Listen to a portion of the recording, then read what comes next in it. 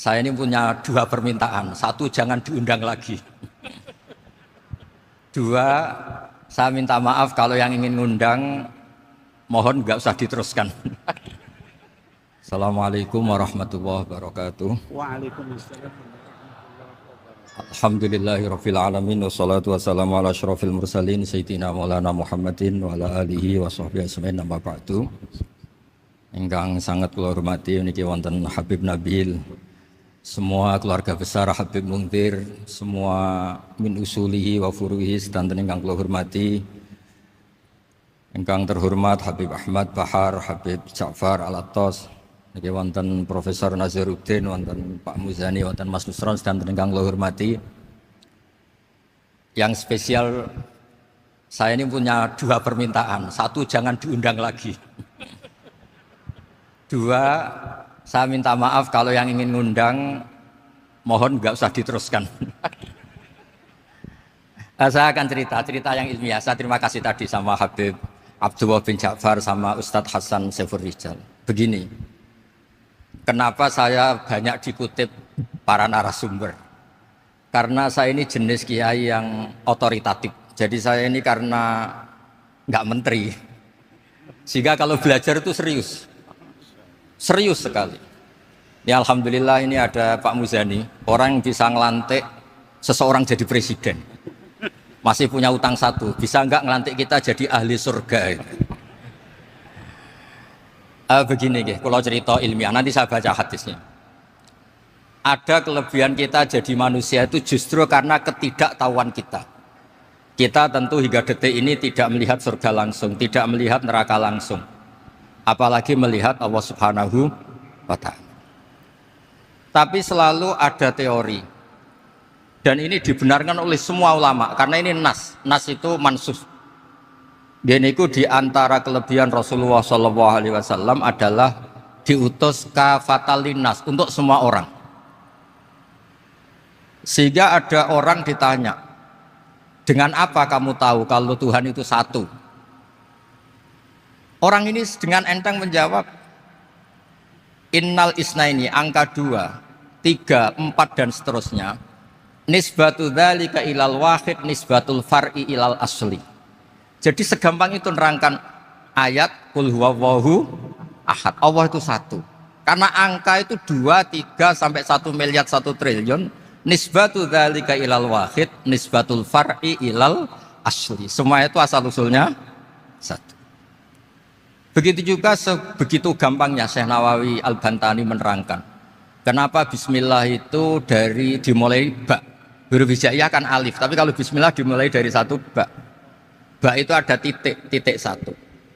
Anda gambar kambing, gambar apa saja, gambar Anda entah baik entah jelek, itu tetap dimulai satu titik. Nah satu titik ini disebut nuqtatil wujud, asal usul wujud. Sebab itu kitab I'anatul Thalibin, tadi Habib Nabil cerita sanad-sanadnya Mbah Mun. Sebetulnya kalau boleh angkuh, yang berhak cerita itu saya, karena kitabnya milik saya. Tapi beliau tak kasih terus cerita, ya alhamdulillah. Ada penyambungnya. Nanti tak kasih lagi beliau. Ya memang yang paling berhak beliau karena turunannya itu. Tapi kitabnya dari saya, jadi ya satu-satu. Kitab I'anatul Thalibin itu dikarang oleh ulama top, namanya Said Abi Bakar Syato.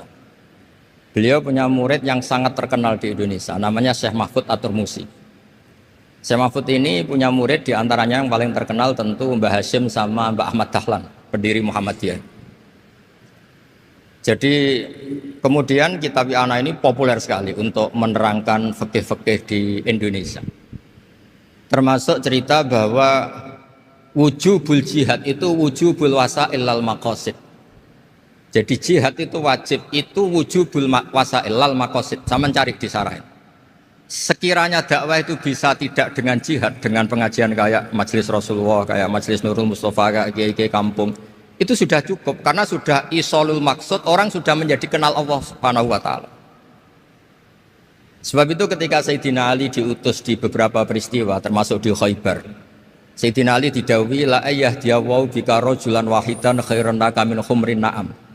Ada satu saja yang Islam karena kamu itu lebih baik daripada kemenangan. Nah, kemudian ini supaya otoritatif menghormati masjid ini, Masjid Istiqlal, masjid yang luar biasa bersejarah. Saya baca keterbatasan kita, tapi ini menjadi kelebihan. Ini hadis di Shahihul Bukhari. Nanti sebagian materinya saya tinggal supaya ini tadi otoritatif tadi, supaya semuanya pakai sanad. Ini hadis dari Shahihul Bukhari, sehingga Anda tidak perlu tanya ini sahih apa enggak, karena ini di Shahihul Bukhari ikutnya nomor hadisnya itu 6408. Monggo kalau mau dihafal. Biasanya jenengan kan hanya hafal Arba'in Nawawiyah. Ini hadis ini nomor 6408. Ada keterbatasan yang akhirnya menjadi kelebihan kita, yaitu kita tidak tahu Allah Subhanahu wa taala. Suatu saat para malaikat ditanya, apakah mereka yang membaca tasbih di sini, misalnya di Istiqlal ini, ngerti saya, kata Allah. Kata malaikat, tidak tahu. Fayaqulu hal ra'auni. Qal fayaqulu nala wallah ma ra'auka. Qal fayaqulu kaifa la ra'auni. Yaquluna la ra'auka kanu asyadda laka ibadatan wa asyadda laka tamjidan wa aktsara laka tasbihan. Andaikan manusia itu ngerti engkau ya Allah, maka tasbih mereka ini akan lebih dari kita. Saya beri contoh, ini terutama untuk guru ya Rasulullah SAW.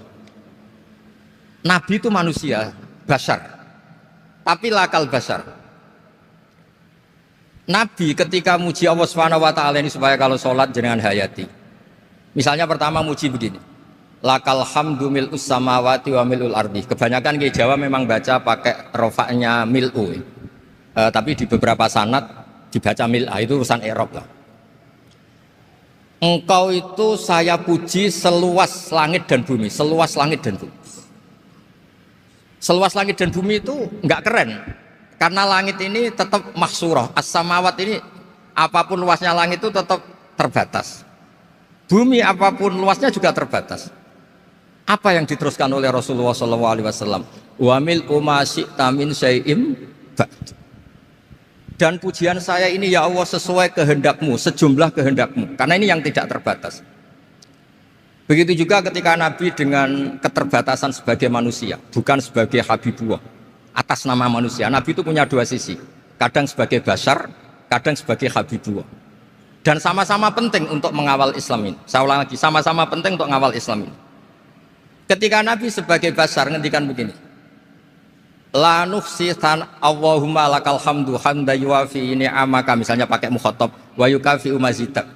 Saya memuji engkau ya Allah dengan pujian yang sesuai jumlah nikmatmu.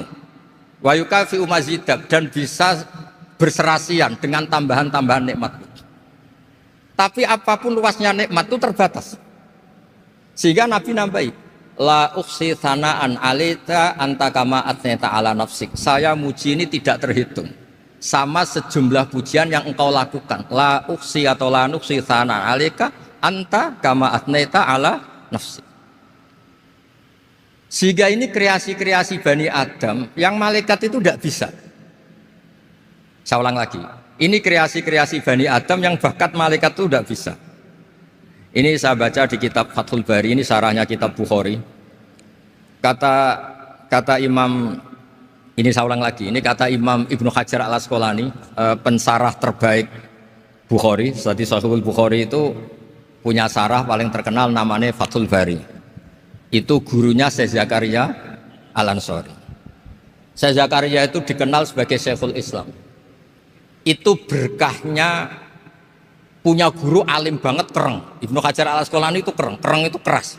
Kalau muridnya tidak bisa itu keras sekali, tapi urusan ngaji saja. Terus punya murid itu pinter sekali, namanya Ibnu Hajar al-Haytami. Jadi beliau kalau mau ngaji ya susah, karena gurunya itu alim, nyuruh baca. Kalau mau ngajar ya susah, muridnya itu alim, takut salah. Jadi akhirnya pinter. Orang punya murid alim alama itu kan bingung. Makanya saya tidak suka kalau Profesor Nazar ngaji saya, nanti ngoreksi repot. Sudah gitu Islamnya beliau formal karena Menteri Agama, saya non formal. Lama-lama Islamnya beliau legal, saya ilegal. Kan jadi repot nanti. Makanya tadi tak bully, tak cocokkan. Kalau jenengan Menteri Agama sampai akhirat berarti top. Tapi kayaknya di akhirat saya yang yang ngelamar jadi menteri agama. Tidak ada, ini nggak penting.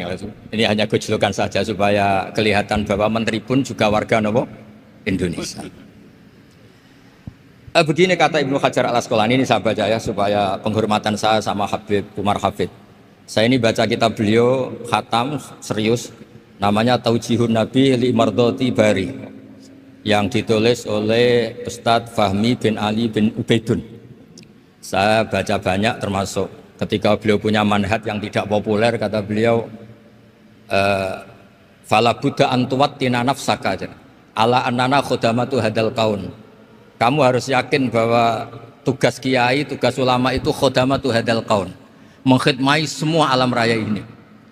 Dan jangan pernah putus asa, misalnya melihat non muslim terus kamu putus asa, ini non muslim enggak. Bisa saja suatu saat rubbama aslama fakhasuna islamu, bisa saja dia Islam fakhasuna Islam. Nah, ini wirasah nabawiyah, karena dulu Nabi ketika dari kampung Abdi Yalil dan disakiti, malaikat Jibal itu usul supaya kampung itu dihabisi, kata Nabi apa? La bal arju ayukhrijawah min aslabihim ma ya'budu wa la yusyriku bihi syai'an. Bisa saja bapaknya masih kafir, anaknya Islam, cucu-cucunya napa? Islam. Kayak apa Nabi itu? Rojaknya Masya Allah. Nah kemudian ini kembali ke tasbih tadi. Kata Ibnu Hajar Al Asqalani, yukhadu min hadal hadis anna dzikral hasil min bani Adam a'la wa asyrafu min adzikri al hasil min al malaikah li husuli dzikril adamin ma akasratis syawaghil wa wujudis sawarif wa sudurihi fi alamil ghaibi bi khilafil malaikati fi dzalika kullih. Jadi kita ini enggak melihat Allah langsung, enggak melihat surga langsung, enggak melihat neraka langsung. Tapi cara kita zikir, wis nak wis di neraka yo nuwangis tenan. Padahal yo ora mesti mlebu neraka, lha nuwangis tenanan. Kayak apa iman kita? Nah, iman seperti ini sesuai kriteria awal sing dikersana Allah, alladzina yu'minuna bil ghaib. Maka andekan saya ini kok dikasih mukasyafah sama Allah untuk melihat surga, saya milih enggak melihat supaya ngikuti yang tetap ghaib. Nanti kalau saya melihat langsung kemudian iman, kata Allah, akeh tunggali aku iman mau melihat itu. Jadi kadang-kadang keterbatasan kita ini penting. Makanya masyhur Nabi pernah ngendikan tuba liman ro'ani wa amanabi, tapi wa tuba liman lam yaroni wa amanabi. Kalau orang melihat saya kemudian iman itu biasa. Ini orang zaman akhir tidak melihat saya tapi iman. Kadang-kadang itu enggak lewat Habib yang ganteng itu enggak, lewat Mudin. Mudin di kampung rapati di duit, ini aku mulang tauhid ya mandi. Islam itu digawa Habib ya mandi, digawa menteri ya mandi, digawa Mudin ya mandi. Karena Islam itu kafatal, napa kafatal. Nah yang enggak dipunyai malaikat adalah tadi seperti cerita saya tentang Imam Amudi. Segampang itu. Makanya di tradisi pondoknya Mbah Maimun itu ada tradisi qaddimid dirayah ala riwayah. Logika riwayat itu penting karena itu menjadi nyaman. Ya kayak tadi, Allah itu satu. Ketika kita berpikir angka 2, 3 sampai sekian miliar, sekian triliun, nisbatu dzalika ilal wahid, nisbatul far'i ilal asl. Semua itu dibanding angka 1 adalah cabang. Gambar kayak apa ruwetnya, dinisbatkan asal usulnya mesti satu nuktoh, yaitu satu titik. Nah satu titik ini kata pengarang Ianatul Thalibin, bi kana makana wa bi yakunu mayak. Nah kemudian terakhir ini enggak boleh lama-lama. Kalau lama-lama nanti sampean pinternya nyanyi saya, jadi sudah. Tapi enggak apa-apa lah. Saya ini termasuk kiai yang sudah diundang. Ini termasuk Pak MPR, enggak boleh ngundang saya. Pak Nusron apalagi enggak boleh. Itu kalau di kampung sama saya hormat, kalau di sini kok kayak menteri gitu. Menteri betul tapi. Lah gurunya dia itu teman saya gitu. Jadi tanya ini kalau enggak percaya. Makanya kalau sama saya beliau cium tangan, saya sebetulnya ya nggak siap dicium tangan menteri itu nggak siap. Apalagi dihormati Pak Nazar nggak siap, nanti dikira minta haji malah repot. repot. Saya ini tadi bisik-bisik itu urusannya ilmu tasawuf, nggak ada urusannya dengan haji. Nah, cocokan. Kenapa beliau suka ilmu tasawuf? Saya kan sering lihat beliau ceramah di TV. Katanya obat Gus obat. Orang kalau belajar tasawuf kan kepenak itu. Kayak wis ahli swarga kan kepenak di tasawuf itu kan mang. Sekarang saya cerita tentang ini karena bidang yang saya tekuni. Ada kitab tentang ulumul Quran namanya Al-Mufradat fi Gharibil Quran, dikarang oleh Ar-Raghib Al-Asfihani. Ini kitab luar biasa. Di situ hanya cerita lafat-lafat per kata. Saya tadi sebelum kesini ngajar dulu di pondoknya Beki, Baitul Qurannya Pak Kures, karena memang saya termasuk pengajar di sana. Artinya kalau saya sering ke situ, jangan iri, memang saya termasuk pengajar di sana. Termasuk pengajar yang keren maksudnya. Keren itu artinya pakai referensi, bukan asal. Begini kata kitab itu. Rasulullah SAW itu kan punya nama Muhammad, orang yang banyak sikapnya atau semua sikapnya terpuji. Termasuk ketika sebagai manusia, sama kita termasuk ketika sebagai apa? Manusia. Sebagai manusia aja Nabi gak pernah salah. Begini kata kitab itu. Nabi-nabi yang keren-keren itu, sama lihat di Ahaditsus Syafa'ah, itu masih egois. Ketika ada haulul mauqif, ada prahara mauqif, itu semua Nabi bilang nafsi, nafsi, nafsi, nafsi. Ketika dimintai syafaat bilang nafsi, nafsi. Tapi Rasulullah SAW itu beliau ngendikan ummati, ummati. Dan beliau ketika dimintai syafaat, kata beliau, sudah, analah, saya bisa memberi syafaat. Kata beliau, fa'akhirru lillahi ta'ala sajidan fayaqulu li ya Muhammad irfa' ra'sak wasal tu'tah wasfa'tu syaffa'. Kayak apa hebatnya Rasulullah SAW? Umumnya para nabi melihat akhirat itu sudah akhir dari semua amal. Itu menurut Nabi Muhammad gak keren. Allah itu gak bisa didikte akhirat. Allah itu Tuhan, tetap yaf'alu ma yasha. Jadi gak bisa misalnya sudah akhirat orang nyuwun sewu terus tanya, ya Rasulullah ini sudah akhirat kok jenengan sujud bareng ini gimana? Ini sudah enggak darul amal tapi ini darul jaza, tidak bisa. Akhirat enggak bisa dibatasi. Karena akhirat enggak bisa membatasi Allah, Nabi tetap dengan rileksnya minta sama Allah. Fa ahmaduhu bima hamida 'allamani ya rabbi. Kemudian saat itu saya muji-muji Allah dengan pujian yang luar biasa. Terus kata kitab itu, fa Muhammadun Ahmadu min ghairihi. Makanya beliau punya nama Ahmad. Ahmad itu afal tafdil, bukan fi'il mudhari' waqi' mutakallim. Ini pernah madrasah dulu di Kutsian. Tamat terus. Beliau kalau di rumah hormatnya enggak kayak tadi, lebih dari itu. Tadi di sini pejabat terus. Sembrono ya di sini itu kenapa itu. Ya tapi enggak apa-apa itu. Tadi sudah dipuji, akhlaknya baik, apa-apa baik, alhamdulillah. Fa Muhammadun Ahmadu min ghairihi. Ketika para nabi gak bisa muji Allah di mahsyar, bahkan mereka itu nyuwun sewu egois, hanya mikir diri sendiri, nafsi-nafsi. Rasulullah Muhammad ini punya nyali untuk muji Allah dan tetap mengajukan permohonan apa? Syafaat. Makanya disebut fa Muhammadun Ahmadu min ghairihi. Sampeyan lihat di Bukhari, di Muslim. Fa Ahmadu fi mahamida 'allamaniha rabbi. Tetap muji-muji Allah. Bukti bahwa teori saya benar dan otoritatif adalah yang nggak bisa hilang di surga itu juga wiridan. Ketika kita masuk surga, apa kita kegiatannya? Da'wahum fiha subhanakallahumma wa tahiyyatuhum fiha salam wa akhiru da'wahum alhamdulillahi rabbil alamin. Nah, kemudian ini juga yang terus kemudian dinyatakan al-baqiyatus sholihat. Ini kalimat-kalimat yang abadi. Karena apa? Di dunia ya kita bilang subhanallah alhamdulillah, di akhirat dia bilang subhanallah. Kayak apa kerennya kita sebagai Bani Adam? Nah, makanya disebut alladzina yu'minuna bil ghaibi. Wong tidak melihat Allah, tidak melihat surga, tidak melihat neraka, tapi iman kita ini kayak iman sing musyahadah. Iman sing hakul yakin, ainul yakin. Kenapa demikian? Ya karena tadi kita diajari terus menerus oleh Rasulullah SAW. Yang terakhir saya cerita mukjizat. Ini juga terkait dengan betapa mudahnya hadad din ini di logika, dicerna. Kata Rasulullah SAW, sabda Nabi di hadis, salang lagi ini hadis sahih. Di bab awal Fadailul Quran di Sahihul Bukhari. Dicek kalau nggak percaya dicek. Ma minal anbiya'i nabiyyun illa u'tiya minal ayati ma misluhu amana alaihil bashar. Wa innama kana alladzi utitu wahyan auhahu wa ilayya fa arju an akuna aktsarahum tabi'an yaumal qiyamah. Nggak ada nabi kemudian kecuali dikasih wahyu, dikasih mukjizat. Dan mukjizat ini dahsyat sehingga orang itu dipaksa iman.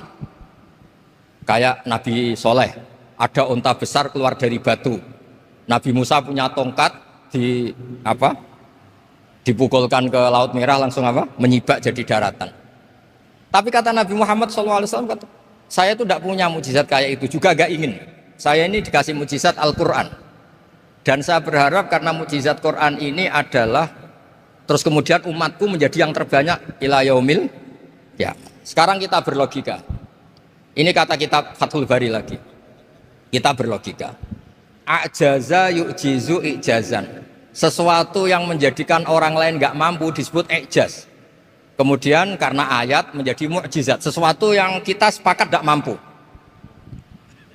Nah kalau itu masalahnya, tongkat dipukulkan laut kemudian menjadi kering, kita mampu enggak? Enggak kan? Tapi pertanyaannya, Anda bikin nyamuk mampu enggak? Enggak kan? Anda bikin sapi, bikin unta mampu enggak? Enggak kan? Makanya Nabi Muhammad SAW cukup, sudahlah kamu itu manusia, bahkan sekedar menciptakan lalat itu enggak bisa.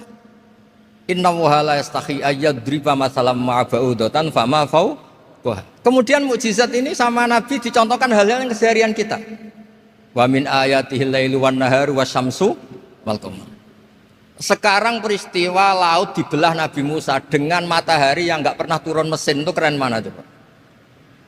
Keren matahari yang nggak pernah turun mesin. Terus kata Ibnu Hajar al-Asqalani, li'annal mu'jizat al-madiyah kanat khisyatan tusyahadu bil absor kana qati soleh wa asa Musa wa mu'jizatul Qur'an tusyahadu bil basirah